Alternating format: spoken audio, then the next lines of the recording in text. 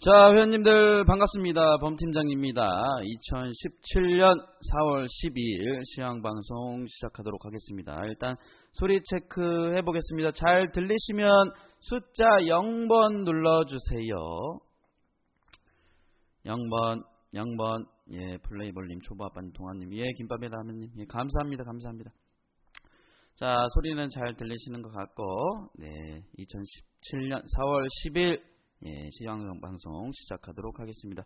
자, 전일 미국 증시 이제 뭐 프랑스 대선이라던가 지금 북한의 핵도발이죠. 그리고 최근에 시리아 공습 이런 사항으로 인한 지정학적 리스크도 어느 정도 이제 우리나라뿐만 아니라 작용을 하는 것 같습니다. 그런 지정학적 우려에 그런 하락세가 나왔고 다우지수 2651.30 거의 약보합으로 마감됐고 나스닥 5866.77 그리고 하락 S&P 500 지수도 2353.78로 마감을 했습니다.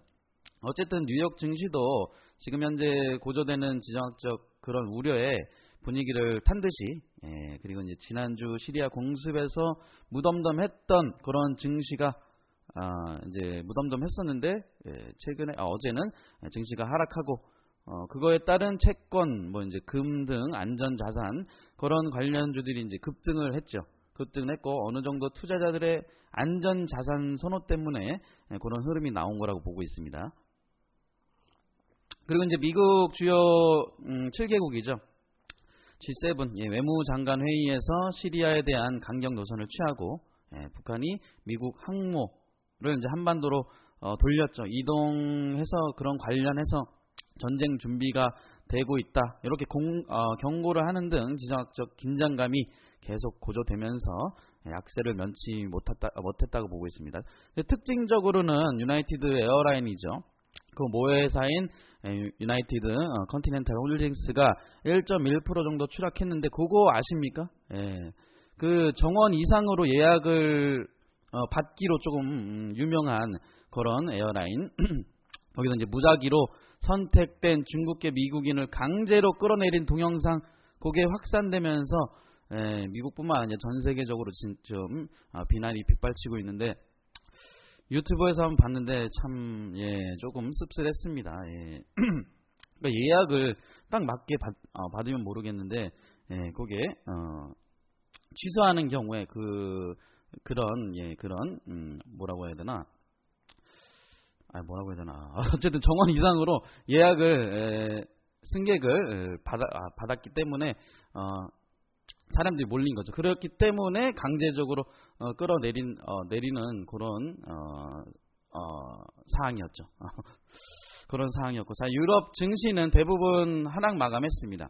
요거 마찬가지로 시리아 공습 그리고 프랑스 대선 그런 이제 지정학적 리스크 우려가 지속되면서 유럽 증시도 어느 정도 하락을 했고, 오늘 이제 4월 23일 치러질 프랑스 대통령 선거, 이게 1차 투표에 대한 시장의 우려가 커지고 있다고 합니다. 극 후보인 마리 르펜이 이제 오늘 7일, 5월 7일이죠. 5월 7일 2차 투표에서 급진 좌파 후보인 장르크 멜랑숑과 대결할 수 있는 가능성이 높아지면서 어느 정도 시장의 우려가 커지고 있다고 합니다. 이게 두 후보가 모두 당선될 경우에 유럽 연합과 유로의 불안정이 높아질 것으로 예상되고 있습니다. 자, 중국은 슝안신구 관련주들이 상승했죠. 부동산 관련주들이 상승을 했고 중국도 마찬가지입니다. 지정학적 리스크. 아무래도 중국도 군사적 긴장감이 높아지면서 영향을 준 듯하죠. 우주 방위 업종이 5% 넘게 급등을 보이면서 마감을 했습니다. 그리고 이제 일본은 뭐 별다른 이슈 없이 소폭 하락해서 마감을 했고, 국제 유가는 리비아의 생산 중단 그리고 이제 요 마찬가지로 지정학적 리스크가 부각되면서 상승 마감을 하는 모습을 보여줬습니다. 아무래도 우리 국내 시장 상황이 제일 중요하겠죠. 자, 코스피 종합지수는 전일 대비 9.47 포인트 하락한 2123.7 6.85로 마감을 했습니다. 어쨌든 어제랑 어제 그저께였죠. 지정학적 리스크와 루머에 따른 우려감에 투자 심리가 작용을 한 것 같고, 이제 미국과 중국 사이에서 정상회담이 이루어지면서 양국이 무역 불균형 해소를 위한 100일 계획 마련에 합의했다라는 소식에 어쨌든 중국이 환율 조작국 지정에서 제외될 것이라는 전망입니다.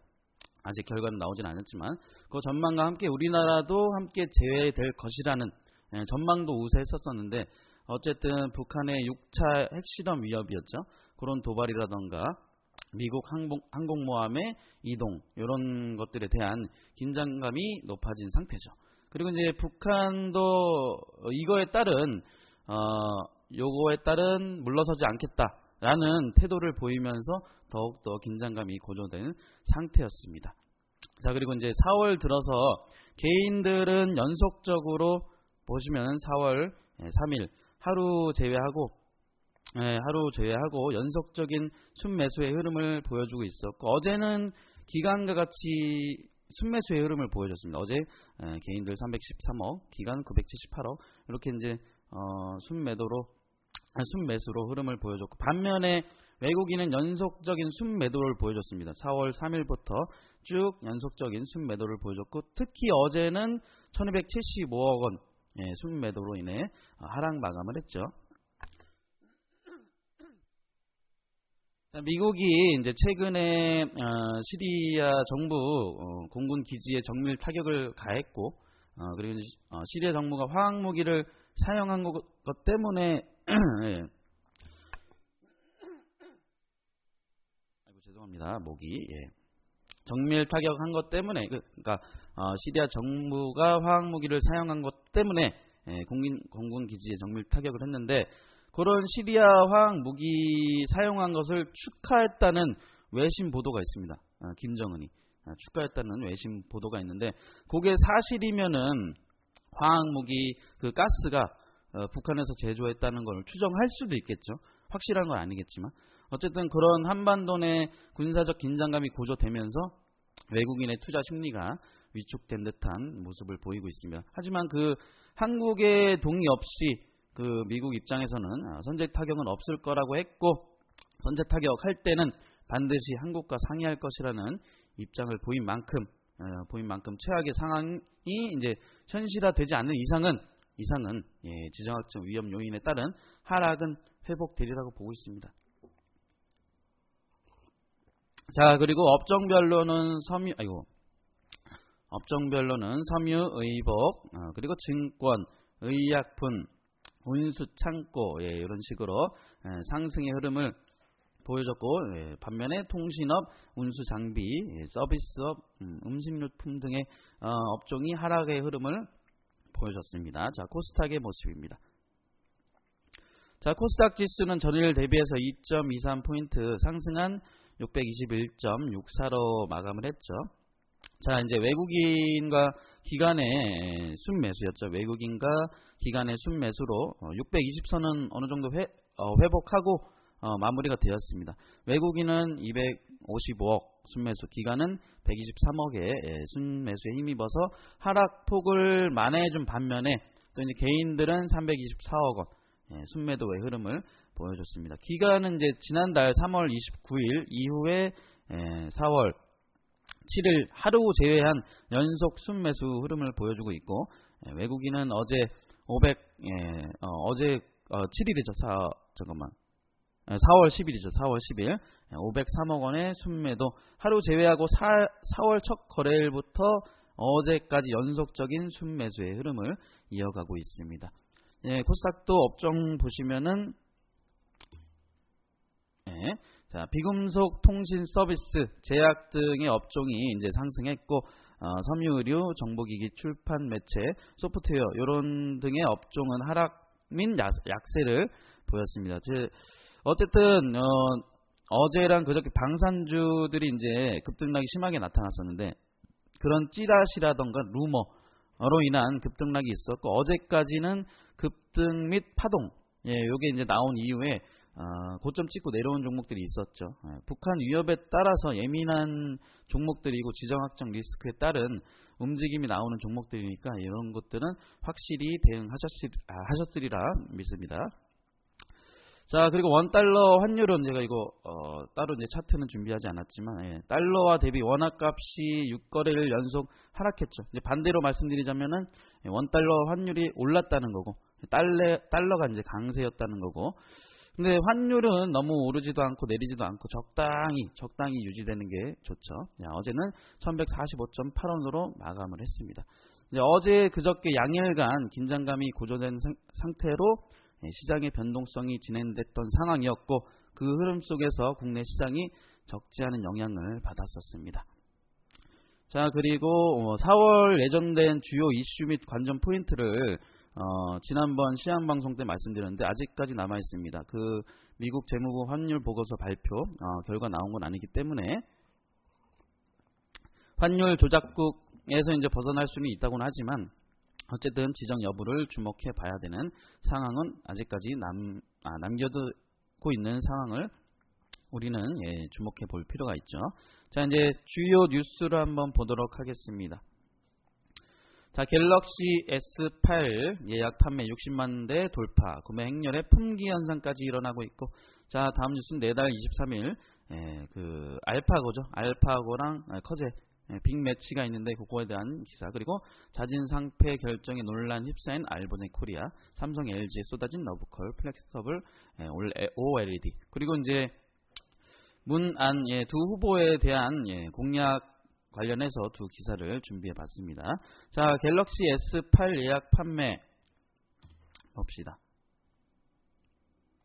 자, 이게 128GB 모델 초도 물량이 15만 대 이제 소진이 됐고 이제 개통 기간까지 연장한다고 합니다. 이제 수요 예측이 틀려가지고 노트 7 때랑 거의 비슷한 이제 소비자 불편 반복 지적이 있다라고 하죠. 그만큼 인기가 많다라는 겁니다. 그만큼 핫하다는 거고, S8 판매가 이제 거의 뭐 성공적으로 보고 있죠. 그러면 이어서 나올 노트 8이라던가 그런 이제 스마트폰 관련해서 기대를 해볼 수가 있고, 부품 관련주들도 우리가 관심 있게 볼만하죠. 자, 어쨌든 그 갤럭시 S8 시리즈가 예약 판매를 한지 5일 만에 11일 일부 제품이 재고 부족한 상황에 처했다고 합니다. 시장 반응이 예상보다 뜨거워서 제때 물량을 대지 못하게 된 것이다라고 이제 말하고는 있는데, 그 갤럭시 S8 플러스 128GB 모델은 예약 판매 수량이 당초 준비한 물량에 도달했고, 그리고 이제 11일부터 예약 구매하는 그런 구매자들은 4월 24일까지 개통 기간은 5월 말까지로 연장해서 차례대로 기기를 공급하겠다고 하네요. 그만큼 인기 있고 물량이 조금 딸린 것 같습니다. 그리고 여기 이제 갤럭시 S8 시리즈를 약 이제 62만 대 예약 판매했고, 이 중에 15만 대가 갤럭시 S8 플러스, 그게 이제 128기가 그 모델인데, 요게 이제 그 뭡니까, 그 덱스죠, 덱스를 뭐 이제 사은품으로 이제 주기로 하면서 수요가 몰린 것으로 그러니까 몰린 것으로 보고 있습니다. 그 덱스라는 게 보시면 이제 주요 하드웨어 스펙인데, S8 하드웨어 스펙인데, 어떻게 보면은 우리가 이제 PC를 사용하고 있지 않습니까? 데스크탑 PC를 사용하고 있는데, 뭐 이제 스마트폰에서 데스크탑 사용 환경을 구현할 수 있도록 해준다는 건데, PC를 따라올 수는 없을 겁니다. 아직까지는 뭐 이제 그런 별매 액세서리 중에 모니터, 키보드, 마우스 이런 거 연결해서 쓰는 건데, 일반 PC랑은 차이가 있고, 이제 저도 7 엣지를 쓰고 있는데, 집에 TV가 이제 스마트 TV다 보니까 이거 미러링이라죠. 미러링으로 스마트폰에서 나오는 화면 TV에서 띄워서 이제 쓰고 하는 걸 하고 있는데, 굳이 모르겠습니다. 굳이 필요할지는 모르겠는데, 왜냐하면 이게 스마트폰이 없다면 무용지물이 돼버립니다. 무용지물이 돼버리기 때문에 메리트가 있을지 모르겠지만, 어쨌든 사은품으로 제공해 준다니까 그러면 또 모르죠. 그러면 또 모르는 일입니다. 자, 어쨌든 S8 판매가 성공적이고 성공 예약 판매가 이제 성공적이고 이제 그거에 따른 매출로 이어질 수도 있겠죠. 그리고 부품 관련주도 관심 있게 봐볼 만합니다. 자, 그리고 내달 23일 알파고와의 빅매치. 자, 커제 구단과 매치가 있고 단체전, 복식전 이렇게 이제 개최된다고 합니다. 이제 승리할 경우에 뭐 150만 달러 상금을 받는다고 하는데 뭐 그건 중요한 건 아니고 구글에 이제 예전에 우리 이세돌과 맞대결을 벌였었죠. 인공지능 알파고가 인간과의 두 번째 공식 바둑 대결을 벌이는데 지난해 이세돌 구단과 바둑 대결을 펼친 후에 1년여만 예. 자, 그리고 중국의 커제 구단과 대결을 비롯해서 인간과 AI, 인간과 인공지능 요게 이제 한 팀을 이뤄서 대결하는 복식전도 있다고 합니다.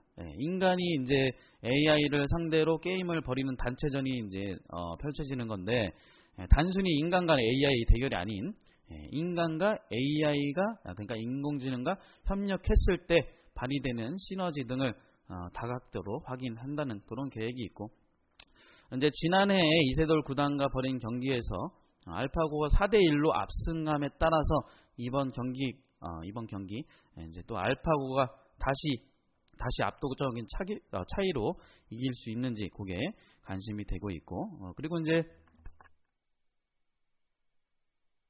조금 전에 말씀드린 복식전은 인간이랑 알파고가 번갈아 가면서 수를 놓게 된다고 하네요. 인간이랑 인공지능이 합쳐졌을 때 어떤 시너지를 낼지 그게 이제 이목이 쏠리고 있는 상황이고 자 그리고 인공지능 전문가를 초청해서 알파고의 성과 그리고 이제 머신러닝 그리고 AI 기술이 인류에게 닥친 큰 문제들을 해결하는데 어떤 도움을 줄 수 있는지 그런 것들을 논의할 예정이라고 하네요. 자 그리고 본격적으로 우리가 인공지능에 관심을 갖게 된 계기도 그거 아니겠습니까? 알파고와 이세돌과의 세기의 대결. 그 대결에서 이번 대결에서 누가 승리할지 궁금하면서 기대도 되고 있습니다. 결과는 한번 주목해 보도록 하겠습니다. 자 그리고 요거는 자진 상장 폐지 결정에 논란 휩싸인 알보젠 코리아 자진 상장 폐지에 들어갔죠. 한국을 거점으로 아시아 시장에서 진출하겠다면서 2010년이었죠. 근화제약을 인수한 알보젠 코리아가 이제 자진 상패를 발표하면서 논란에 휩싸였는데 일반 주주들이 이제 지난 5년간 투자를 내세워 배당하지 않았고 그리고 이제 쌓아둔 현금으로 지분 매입하고 나서고 있다면서 반발을 하고 있습니다. 자 이게 지난 10일부터 다음 달 2일까지 공개 매수를 진행한다고 하는데 어쨌든 지난해 영업이익도 307억 원 흑자로 마감을 했었습니다. 그러니까 지난해 말 기준 이 회사의 잉여금이 577억 그리고 현금 및 현금성 자산이 660억 원 원이 아니라 억 원 정도라고 하는데 그러니까 지금 문제가 되는 건 그런 겁니다. 소액 주주들이 그동안 알보젠 코리아가 언론과 주초롱을 통해서 자진 상장 폐지는 없다. 이제 수차례 약속을 했었는데 갑자기 입장을 바꾼 것도 이제 불만을 제기하고 있고 그거에 따른 알보젠 코리아 측에서는 억울함을 호소하고 있다라고 하는데 상장 폐지의 1차적인 이유는 신속한 의사 결정을 위해서라는 설명인데 그러니까 비상장 법인으로 전환해서 효율적인 의사결정 이런 구조를 만들겠다는 방침으로 보여주고 있는데 어쨌든 이게 어제 종가로는 28,800원에 거래를 마쳤죠. 공개 매수를 발표한 지난 7일 24,550원 그거 대비해서 18.12% 오른 가격입니다. 그리고 공개 매수가는 주당 29,000원 정도 29,000원인데 이게 공개 매수 금액이 총 510억 원 규모로 회사 보유 현금으로 사들일 계획인데 예를 들어서 24,000원 정도 25,000원대 들고 있던 분들은 15% 이상 수익으로 정리할 수는 있지만 이게 장기적으로 보고 투자를 하셨던 분들은 아무래도 불만이 있을 수 있는 상황이죠. 이렇게 된다라면은 공개 매수 실패도 할 수도 있고 그리고 회사 측에서 원하는 결과를 얻지 못할 수도 있다는 걸 혹시나 보유하신 분들은 참고를 하시라는 의미에서 기사를 준비해 봤습니다. 자, 그리고 삼성 LG에 쏟아지는 러브콜 플렉서블 LED라고 있는데, 자, 일단 소형 플렉서블 LED OLED에 대한 이제 관심이 집중되는 가운데 삼성 디스플레이 그리고 LG 디스플레이에 쏟아지는 관심, 이런 것들도 더 높아지고 있다고 하고, 이제 또 애플은 삼성, 그리고 이제 구글은 LG에게 이제 러브콜을 보내고 있다라고 합니다. 자, 그리고 이제 11일이었죠. 구글 차세대 픽셀폰 디스플레이 패널 원활하게 공급을 받기 위한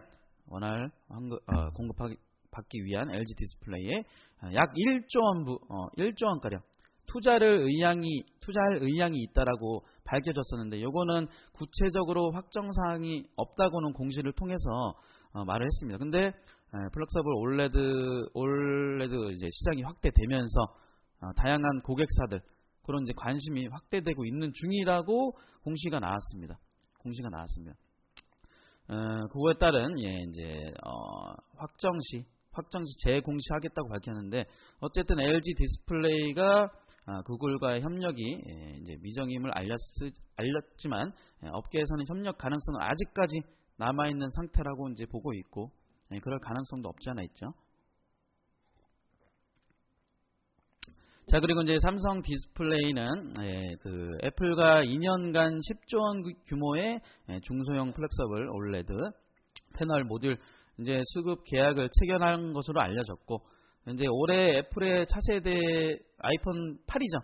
여기 이제 정해진 이름은 아니겠지만 아이폰 8 뭐 이렇게 보고 있는데, 자, 플렉서블 OLED 패널 약 7천만 대를 공급할 것으로 보인다고 합니다. 추가 물량까지 고려하면은 최대 9천만 대까지 늘어날 것으로 이제 추정하고 있다고 하는데, 삼성 디스플레이도 이제 올해 지난해와 비슷한 수준의 10조 안팎의 설비 투자가 진행될 예정이고, 지난해에는 이제 삼성 디스플레이가 9조 8천억 원의 설비 투자를 썼고, 올해도 이제 OLED 생산 설비에 집중적으로 쓰인다고 하네요.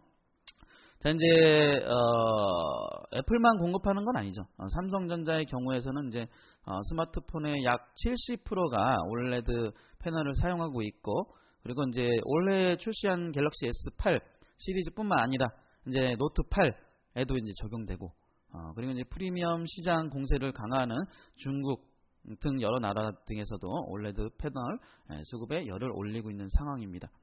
그리고 OLED가 LCD보다 데이터 응답 속도도 빠르고 시야각이라고 하죠. 이제 예전에는 이제 뭐 화면 옆에서 보고 그러면 화면이 안 보이고 했었는데, 그 시야각이 170도로 LCD보다 10도 이상 넓고 어디서 보든 동일한 그런 해상도로 볼 수 있다라고 하네요.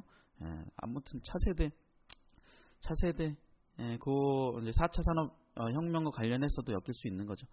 자, 그리고 이제 삼성전자가 중소형 OLED 패널 시장에서 90% 이상의 점유율을 보유하고 있고, 사실상 독점이죠. 독점 체제를 구축한 가운데 구글이 이제 보다 안정적인 플렉서블 OLED 패널을 수급을 위한 선택지로는 LG 디스플레이를 꼽았다고 하니까, 어쨌든 그런 관련주들 한번 우리가 눈여겨서 봐볼 필요가 있을 것 같습니다. 자, 그리고 문 후보 휴대폰 기본료 폐지 단통법 개정 공약. 단통법을 없앤다는 게 아니라 개정이라는 겁니다. 개정. 이동전화 기본료 그리고 단말기 지원 상한 폐지를 공약으로 내걸었는데, 요거에 따른 이동통신사들은 사업 자체가 어려워진다면서 우려를 보이고 있었고, 어쨌든 이제 기자회견을 열고 가계통신비 부담 절감을 위한 8대 정책을 발표했는데, 주요 내용이 이 이동전화 기본료 요거 11,000원을 폐지하고 단말기 유통구조 개선법, 단통법 이런 거를 개정해서 단말기 지원 상한제를 조기 폐지하고 단말기 가격 분리 공시제를 실시한다는 거죠.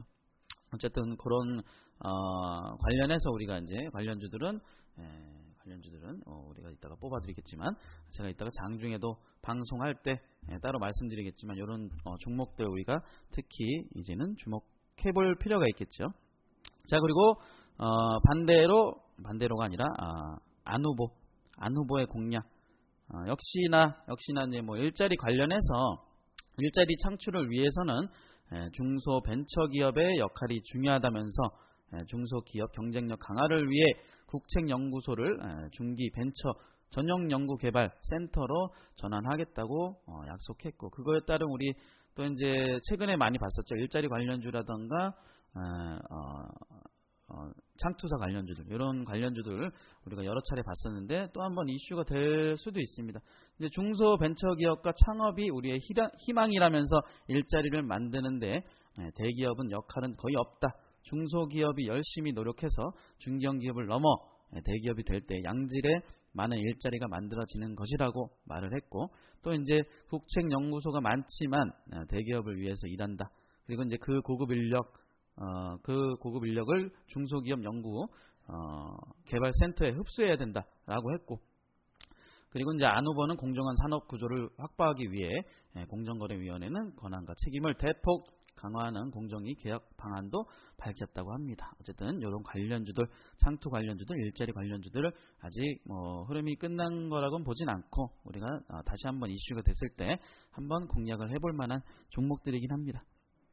자, 그리고 어제 장중 특징주를 알아보겠습니다. 요게 뭐 어제 상한가가 나왔다거나 급등을 했다거나 뭐 이런 종목들도 포함되어 있을 수도 있지만, 제가 보는 관점에서는 앞으로 이제 꾸준히 볼 수 있을 만한 종목을 특징주로 보고 있는 거니까 이런 것들은 한번 꾸준히 한번 보도록 하겠습니다. 자, 코다코, 뭐 금호 HT, 마이크로프렌드, 스맥, 동부하이텍, LG 디스플레이는 아까도 나왔었고, 파버나인, 이렇게 7종목을 뽑아봤는데,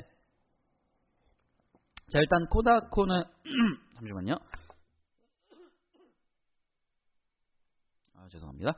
코다코가 이제 이탈리아 자동차 부품 회사죠. 마그네티 마렐리. 그 이제 회사와 제품 공급을 논의 중이라는 소식에 상승이 나왔었고, 이제 모회사인 피아트 크라이슬러의 부품을 공급하고 있는 기업인데, 요날 이제 코다코가 부품 공급 계약을 위한 견적 의뢰서를 주고받았다고 하고 있고, 그건 이제 확인된 상황은 아니겠지만 그거에 따른 상승이 나왔었고, 최근에 코다코는 이제 마그네티 마렐리와 공식 미팅도 가졌던 것으로 알려졌고, 견적서가 오간 해당 부품이 전장 관련된 부품으로 알려져 있습니다. 전장 관련주들 우리가 이제 앞으로 꾸준히 볼 필요성도 있고, 그거에 따른 이제 기사도 나오고 있습니다. 자, 그리고 이제 금호 HT인데 금호 HT. 금호 HT는 이것도 마찬가지로 마그네티 마렐리에 이제 새로운 제품 라인업을 공급하기 위한 제품 등록 중인 소식에 어제는 상한가 마감했죠. 그 이제 공급 중인 10여 종의 백열전구 외에 추가 제품을 공급하기 위한 테스트, 그리고 이제 제품 번호 획득을 위한 승인 심사 중에 있다라고 합니다. 이제 특히 삼성전자의 마그네티 마렐리 인수가 이뤄지면 LED 모듈 공급에 그런 여건들이 한층 개선될 것이라고 회사 측은 기대하고 있고, 이 밖에도 이제 우리가 에이테크 솔루션이라든가 모바일 어플라이언스 어제 소폭 상승 나왔었고, 그거에 따른 뭐 전장차 관련주들 이 파동이 나왔었고, 또 여타 다른 우리가 이제 자율주행 관련주라든가 전기차 관련주들, 이런 것들을 볼 필요가 있겠죠. 자, 그리고 이제 마이크로프렌드. 네, 우리가 이거 마이크로프렌드도 여러 차례 공략을 했었었고 많이 노렸었던 종목이고 꾸준히 봤었던 종목인데, 최근에 조정 주면서 조용했다가 어제 반등 나온 흐름에서 제가 다시 보고 있는 겁니다. 자, 반도체 검사용 프로브 카트 전문 업체고, 주요 매출처가 삼성전자입니다.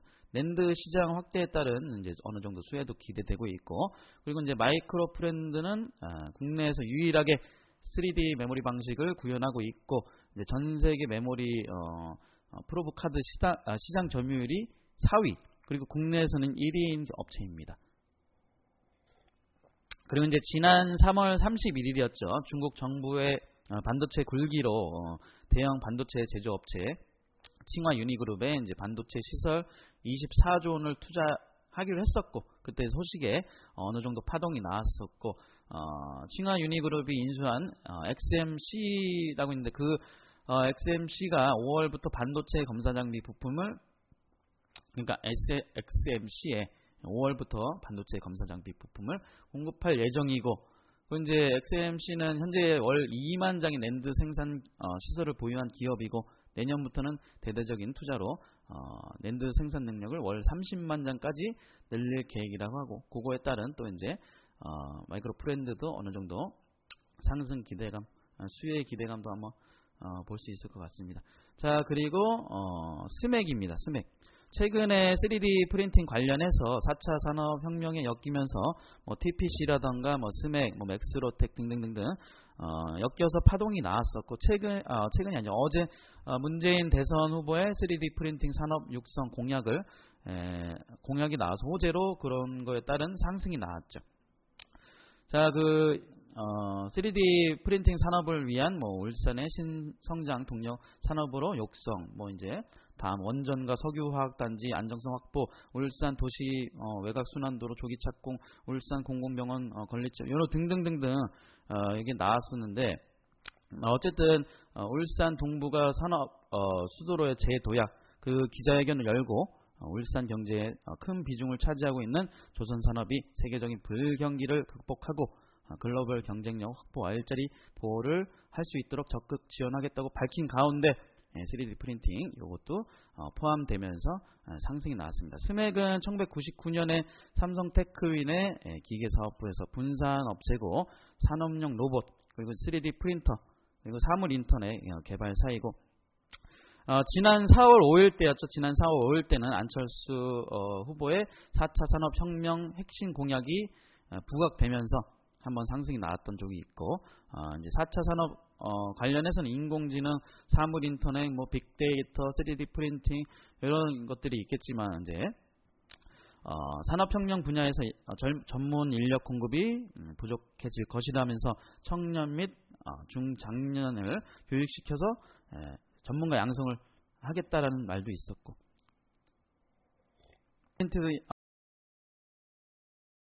프린터 관련해서 뭐 세종, TPC, 맥스로텍, 하이비전 시스템, 로보스타 등 3D 프린터 관련주가 좀 있죠. 요거 관련해서는 뭐 이제 파동이 나오는 종목들도 있고, 지금 현재 조용히 있는 종목들도 있겠지만, 어느 정도 실적이 받쳐주는 종목들, 그런 종목 위주로 우리가 볼 필요성은 있겠죠. 그 관련해서는 우리가 따로 매수 타이밍 되면은 말씀드리도록 하겠습니다. 자, 그리고 동부 하이텍. 자, 호실적 전망의 오버행 소멸 또 나왔고, 이제 그거에 따른 신고가가 나왔다가 신고가 이후에 뭐 이제 꼬리 달리긴 했지만, 자, 어쨌든 최근에 많이 오른 편입니다. 동부 그룹 계열의 시스템 반도체 전문 업체이고, 이제 올해 사상 최대 실적 전망이랑 오버행 이슈 소멸에 강세가 나왔다고 하고, 자, 이제 동부건설이 보유하고 있던 지분 전량이 블록딜을 통해서 이제 오버행 이슈가 사라졌고, 그거에 따른 이제 실적도 최대를 기록도 이제 기대된다고 하면서 이런 이제 동부 하이텍이 신고가를 기록한 상황입니다. 자, 이제 4차 산업혁명으로 비메모리 다품종 소량 수요가 증가할수록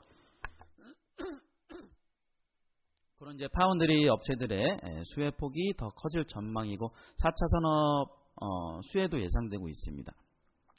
자, 동부 하이텍은 이제 다양한 반도체 칩을 생산하고 있고, 150개 이상의 다양한 고객을 확보하고 있고, 그리고 이제 수개월 또는 수년간의 고객사 협업 기간, 그게 이제 필요해서 여타 다른 업체들의 진입 장벽이 낮진 않죠. 높은 편입니다. 그거에 따른 또 이제 우리가 이 종목 지금은 말고 좀 내려오는 자리에서 한번 노릴 만한 자리가 있지 않을까 싶습니다. 자, 그리고 LG 디스플레이 아까도 말씀드렸듯이 공시를 통해서 플렉서블 올레드 시장이 확대되면서 다양한 고객사들의 관심이 확대되고 있는 중이라고 나왔는데, 이제 이게 확정 사항이면은 구글 측에서는 물량 수급이 안정이 되는 거고, LG 디스플레이 쪽에서는 막대한 이제 설비 투자 부담을 줄일 수 있는 거죠. OLED가 지금 현재 수요보다 공급이 부족한 상황입니다. 그거에 따른 구글은 우선권을 확보해서 패널 수급을 좀 더 안정시키겠다는 거고, 자, 그거에 따른 우리가 이제 LG 디스플레이의 관련주란다. LG 디스플레이 요 종목 우리가 볼만합니다. 구글이 이제 전략 스마트폰에 휘어지는 유기발광 다이오드죠. 플렉서블 OLED. 그걸 탑재하기 때문에 LG 디스플레이의 설비 투자 의향을 표시한 것으로 보인다면서 이제 양사의 협력이 성사되면은 전략적 제휴 관계를 넘어서 궁극적인 윈윈 전략이 될 것이라고 긍정적으로 평가가 되고 있다고 합니다. 자, 마지막으로 파버9. 자, 이제 알루미늄 소재 가공 업체인데 주요 납품처가 삼성전자입니다. 이제 지난 2월 17일 날 테슬라 부품 공급 예정에 이제 상승이 나왔었고, 베트남 현지 공장 1월 가동을 시작했다면서 남은 수주량을 처리하기 위해서 이제 1,000억 원 규모로 확대할 예정이라고 밝혔고, 그거에 따른 이제 상승 나오는지 한번은 지켜보도록 하겠습니다. 어쨌든 미국 최대 전기 자동차 기업 테슬라의 전장 표면 처리 공급이 3, 4월께 순조롭게 진행될 예정이라고 하고, 테슬라 1차 벤더 시험 조건에 맞춘 샘플을 어느 정도 전달한 상태라고 알려졌다고 합니다. 근데 우리가 이제 볼 게, 지난번에 우수 AMS도 보시면은 3월 21일 날 테슬라 입찰 합격 통보 못 받았다고 해서 하락이 나왔었죠. 근데 다시 엮이고 있습니다. 어쨌든 그런 상황이 있을 수도 있으니까 그런 거 참고해서 보시고, 자, 어쨌든 특징주를 뽑아보니까 최근에 이슈가 되고 있는 4차 산업 관련주들이 보이는 것 같습니다. 그거에 따른 우리가 OLED라던가 인공지능, 빅데이터, 사물 인터넷, 로봇, 3D 프린터 등 보셔야 될 분야가 많습니다. 자, 어쨌든 여기까지 시황방송 마무리하고 저는 선재공정님께 마이크 넘겨드리도록 하겠습니다. 오늘 하루 대박 나십시오. 화이팅!